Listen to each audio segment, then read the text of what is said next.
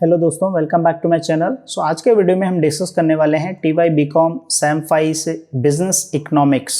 सो ये वीडियो में हम डिस्कस करेंगे बिजनेस इकोनॉमिक्स का सिलेबस क्या है, उसके इंपॉर्टेंट क्वेश्चंस क्या होंगे एंड पेपर पैटर्न क्या है और पेपर प्रेजेंटेशंस। सो बेसिकली जो है डिटेल में हम डिस्कस करेंगे। सो आप वीडियो पूरा ध्यान से देखिएगा एंड अगर आप ये वीडियो पूरा ध्यान से देखते हो और जो भी मैं गाइड कर रहा हूँ वो चीज़ अगर आप फॉलो करते हो तो आई एम श्योर 100 मार्क्स का जो पेपर होता है उसमें से आप 80 मार्क्स ईजिली स्कोर कर सकते हो। सो ये चीज़ याद रखिए, जो भी चीज़ें मैं बताऊँगा पूरा डिटेल में आपको देखना है।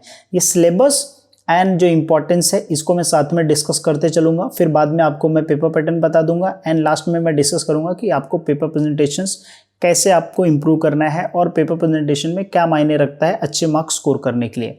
सो हम लोग स्टार्ट करते हैं। सो अगर हम सिलेबस की बात करें तो सिलेबस का जो फर्स्ट मॉड्यूल है that is macro economics overview of India. इसमें ये जो टॉपिक है इस मॉड्यूल में बेसिकली जो है न्यू इकोनॉमिक पॉलिसीज़, यहाँ पे न्यू इकोनॉमिक पॉलिसीज़ में 3 आता है जो है LPG that is liberalisation, globalisation and privatisation. दूसरा जो है रोल ऑफ सोशल इंफ्रास्ट्रक्चर्स, इसमें एक एजुकेशन आता है और हेल्थ आता है, ठीक है। फिर उसके बाद सस्टेनेबल डेवलपमेंट है। तो बेसिकली ये 3 टॉपिक होते हैं और इस 3 टॉपिक में से हर टाइप के क्वेश्चंस मोस्टली पूछते हैं। हाँ, यहाँ पे एक फॉरेन इन्वेस्टमेंट है जहाँ पे रोल ऑफ जो है FDI और रोल ऑफ MNCs कंपनी, इसके ऊपर इस टॉपिक के ऊपर क्वेश्चन पूछता है। तो बट अगर मैं बोलूँगा कि इस मॉड्यूल में से अगर आपको पढ़ना है तो आप क्या कीजिए, इस पे फोकस कीजिए, इस पे फोकस कीजिए, आप ये ऑप्शन में डाल सकते हैं, ठीक है। सो आपको इसमें से किस टाइप के क्वेश्चन पूछे जाएंगे, देखिए यहाँ पे मैंने लिखा है LPG में लिबरलाइजेशन, प्राइवेटाइजेशन, ग्लोबलाइजेशन। यहाँ पे मैंने हाईलाइट किया, आप देख सकते हैं। Discuss the various policies major taken by the liberalisation, privatisation and globalisation in Indian economy. अब इसका आंसर आपको कैसे लिखना है उसका वीडियो ऑलरेडी मैंने अपलोड कर दिया है, ठीक है। तो वो वीडियो आप जाके देख लीजिएगा, ठीक है। उसका नोट्स भी मैंने मेरे वेबसाइट पे पब्लिश किया है, तो आप देख लीजिएगा। अब अगर आपको यहाँ पे हेल्थ सोशल इंफ्रास्ट्रक्चर दिख रहा है तो इसके ऊपर कैसे क्वेश्चन पूछेगा, देखो explain the role of social infrastructures, किससे रिलेटेड, हेल्थ एंड एजुकेशन।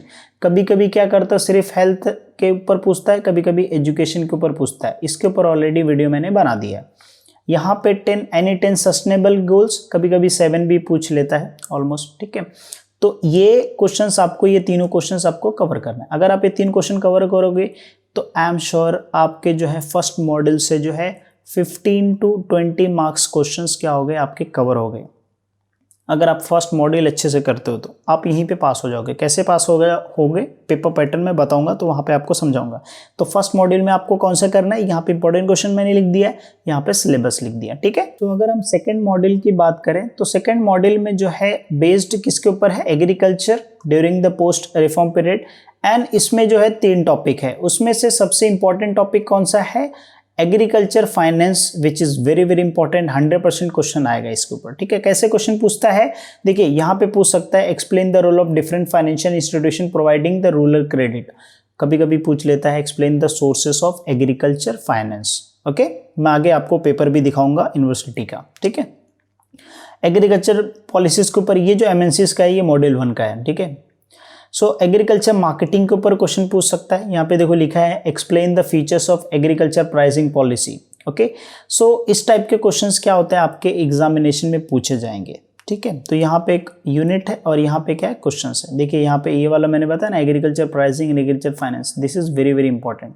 उसके अलावा आप ऑप्शन में डाल सकते हो, काफ़ी लोग बोलते हैं ना इंपॉर्टेंट क्वेश्चन, तो ये जो है वेरी वेरी इंपॉर्टेंट है, ठीक है। फर्स्ट मॉड्यूल में मैंने 2 बताया था, ठीक है। अब अगर हम थर्ड मॉड्यूल की बात करें तो यहाँ पे थर्ड मॉड्यूल जो बेस है वो सर्विस सेक्टर्स के ऊपर बेस है, ठीक है। अब इस सर्विस सेक्टर्स के बेस के ऊपर में देखिए यहाँ पे जो है first policies measures competition act, this is very very important. यहाँ पे स्टार मार्क करके रखो, इसके ऊपर ये क्वेश्चन पूछता है, ठीक है। फिर दूसरा जो क्वेश्चन बनता है MSME that is micro small medium enterprise, fill in the blanks में भी पूछता है, ठीक है। तो ये क्वेश्चन आपके बन जाएंगे, ठीक है।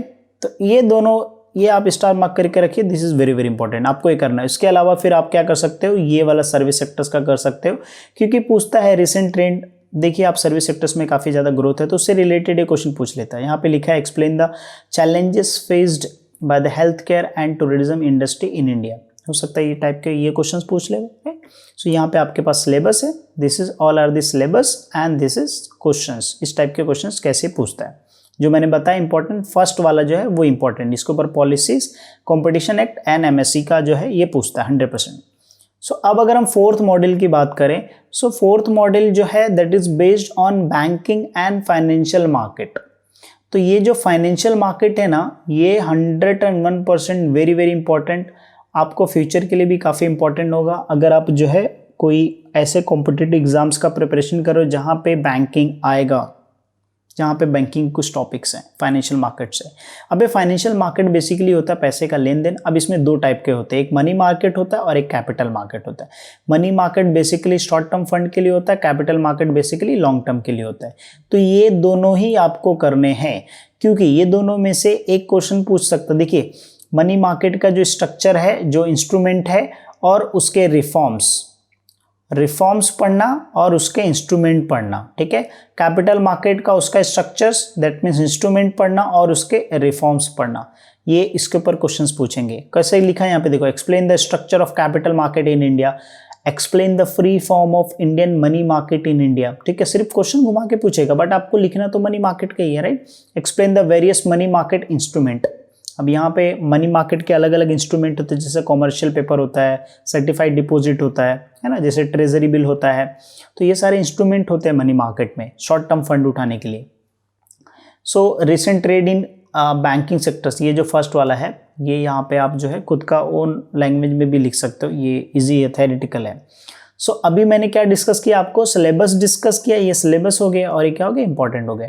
तो टोटल जो है 4 यूनिट है, चारों यूनिट के हमने सिलेबस देख लिए, साथ में इंपॉर्टेंट क्वेश्चंस मैंने लिख दिया, वो भी बता दिया आपको। तो अभी आपको क्या हो गया, ये सिलेबस इंपॉर्टेंट क्वेश्चन पता चल गया। अब हमको क्या डिस्कस करना है, पेपर पैटर्न, ठीक है। सो पेपर पैटर्न अगर हम बात करें पेपर पैटर्न की, सो पेपर पैटर्न बेसिकली यहाँ पे मैंने देखिए क्वेश्चन नंबर 2 लिखा है, बट जो क्वेश्चन 1 होता है दैट इज फॉर ऑब्जेक्टिव्स, ठीक है। ये ऑब्जेक्टिव्स के लिए होता है, जो 20 मार्क के लिए होता है, ठीक है। ये 20 मार्क्स के लिए होता है। तो क्वेश्चन नंबर जो है फर्स्ट, वो 20 मार्क ऑब्जेक्टिव्स के लिए होता है, वो भी कैसे प्रिपरेशन करना है मैं बताता हूँ, ठीक है। सो ये पेपर पैटर्न देखिए, क्वेश्चन नंबर 2, फिर question number 3, question number 4 and question number 5। अब जो भी हमने सिलेबस देखा है, तो यहाँ पे देखिए वही क्वेश्चन पूछा है कि नहीं पूछा है। यहाँ पे सोशल इंफ्रास्ट्रक्चर्स इन एजुकेशन के बारे में पूछ लिया, मैंने बताया था हेल्थ और एजुकेशन दोनों में से कोई एक पूछता है। यहाँ पे फिर वेरियस स्किल्स एंड डेवलपमेंट, ये जो ट्रेनिंग प्रोग्राम्स यहाँ पे मैक इन इंडिया है ना, स्किल इंडिया, स्किलफुल इंडिया, अलग अलग जो है, इसके ऊपर वीडियोस ऑलरेडी मिल जाएंगे मेरे यूट्यूब चैनल पे। मैं लिंक डिस्क्रिप्शन में डाल दूंगा पूरा वीडियो, ठीक है, पूरे टॉपिक्स जितने भी मैंने कवर किए हैं। फिर यहाँ पे फॉरेन इन्वेस्टमेंट के बारे में बोला है। तो अगर आप फर्स्ट यूनिट करते हो तो आपके 2 क्वेश्चंस कवर हो जाएंगे। साथ में आप सेकंड यूनिट में मैंने बताया था ना, agriculture policy features competition act 200, वो आप करोगे। और फिर उसके बाद जो है एग्रीकल्चर फाइनेंस के बारे में करोगे, तो मार्केटिंग है। तो यहाँ पे देखो ये क्वेश्चंस कवर हो जाता है। यहाँ पे देखिए ये वाला अचीवमेंट्स डिसइन्वेस्टमेंट पॉलिसीज के ऊपर, measure the control industrial pollution and ये सर्विस सेक्टर्स का जो मैंने बताया था। देखो हर साल का क्वेश्चन अलग अलग पूछता है, ऐसे जरूरी नहीं सेम रहे। एंड क्वेश्चन नंबर 6 जो होता है वो 20 मार्क के लिए शॉर्ट नोट होता है। तो देखिए कंपटीशन एक्ट यहाँ पे कवर हो गया 5 मार्क के लिए, right. Agriculture source of finance cover हो गया, मतलब यहाँ पे 10 मार्क कवर हो गए, जो मैंने इंपॉर्टेंस बताए थे, है ना। अब आपको पास होने के लिए मैंने बताया था, तो अगर जितना भी जैसे मैंने जो क्वेश्चंस दिए हैं उस क्वेश्चन में से अगर चलो मैं मानता हूँ कि आपने जो है टोटल 6 क्वेश्चंस कर दिए, गिरी से गिरी हालत में इतनी कैपेबिलिटीज तो होगी आपका, 6 क्वेश्चंस आपने प्रिपेयर किया। 6 क्वेश्चन में से अगर यहाँ 2 शॉर्ट नोट में आ गए और 2 लॉन्ग में आ गए, तो यहाँ से 15 मार्क्स हो जाएगा लॉन्ग का आंसर, और यहाँ से क्या हो जाएगा 10 मार्क का हो जाएगा। टोटल कितना हो गया 25 हो गया, और 20 मार्क का ऑब्जेक्टिव्स। तो अगर 20 मार्क का ऑब्जेक्टिव्स करोगे तो 45। तो मैं बोलता हूँ अगर आप 45 मार्क्स जो है आपका 40 मार्क्स इसलिए आ सकता है, लेकिन ये 45 मार्क्स कब आएगा आपका, कभी भी याद रखिए कि जो है पेपर प्रेजेंटेशन जब भी आप करते हो, पेपर जब भी लिखते हो, तो 100 मार्क का क्वेश्चन है, मतलब आपको एटलीस्ट 90 मार्क्स के क्वेश्चंस क्या करना है, आपको अटेम्प्ट कर रहे हैं। भले आपका 40 आएगा बट आप सारे क्वेश्चंस अटेम्प्ट करो, आधे आधे मार्क्स भी मिल जाएंगे ना तो भी चलेगा। बट अगर आप 45 मार्क्स का ही लिखते हो और फिर आप अज्यूम करते हो कि आपको 40 मार्क्स मिल जाए, तो बहुत कम चांसेस ऐसा होगा, ठीक है, क्योंकि खुद मैं यूनिवर्सिटी का पेपर चेक किया हूँ सैम-5 का। सो यहाँ पे एक और पेपर प्रेजेंटेशन मैंने यहाँ पे ऐड कर दिया, तो आप देख सकते हैं, ठीक है। सो यहाँ पे क्वेश्चन नंबर 1 जैसे मैंने बताया 20 मार्क का ऑब्जेक्टिव्स है। यहाँ पे देखिए एलपीजी के बारे में पूछा है, तो ये जो है 2019 का जो यूनिवर्सिटी का पेपर है, इसमें से ही मैं बता रहा हूँ आपको, ठीक है। तो ये पेपर आप चाहिए तो रीड कर सकते हैं। देखिए यहाँ पे एमएससी के बारे में पूछा है ना। फर्स्ट चैप्टर में IRD है, जो इंश्योरेंस रेगुलेटरी डेवलपमेंट अथॉरिटी है ना। सिग्निफिकेंट सोशल इंफ्रास्ट्रक्चर्स के बारे में पूछ लिया, स्किल इन इंडिया है ना। एग्रीकल्चर फाइनेंस इंफ्रास्ट्रक्चर्स के बारे में।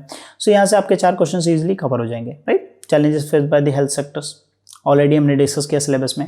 तो इस तरीके से क्या करना, आपको प्रिपेयर करना है, ठीक है। सो आई एम श्योर कि आपको सारी चीज़ें समझ में आ गई होगी। आपको पेपर प्रेजेंटेशन करना है, ठीक है। तो जब भी आप पेपर प्रेजेंटेशन करते हो तो याद रखिए आपको पहले क्या लिखना है, इंट्रोडक्शन लिखना है, ठीक है। अब जब इंट्रोडक्शन लिखोगे तो इंट्रोडक्शन ऑलमोस्ट कितने लाइन का होना चाहिए, ऑलमोस्ट कम से कम 5 to 8 लाइन्स का होना चाहिए इंट्रोडक्शन। उसमें डेफिनेशन मीनिंग इंक्लूडिंग होना चाहिए, ठीक है। उसके बाद आपको क्या करना है, डायग्राम्स ड्रॉ करना है।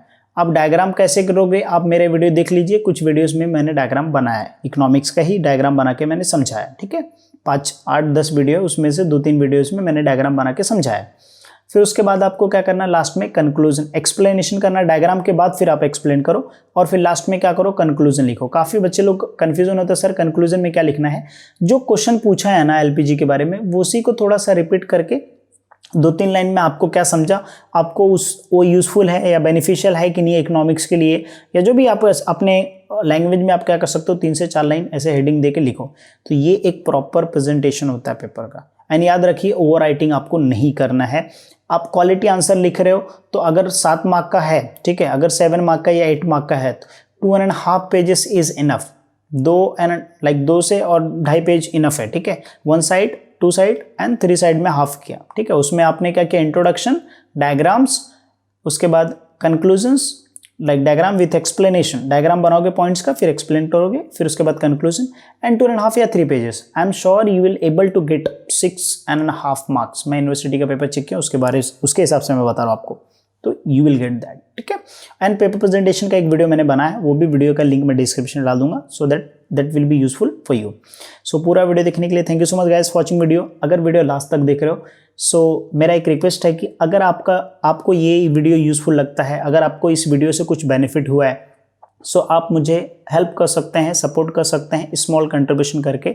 डिटेल में डिस्क्रिप्शन में डाल दूंगा, ठीक है। So thank you so much guys for watching video.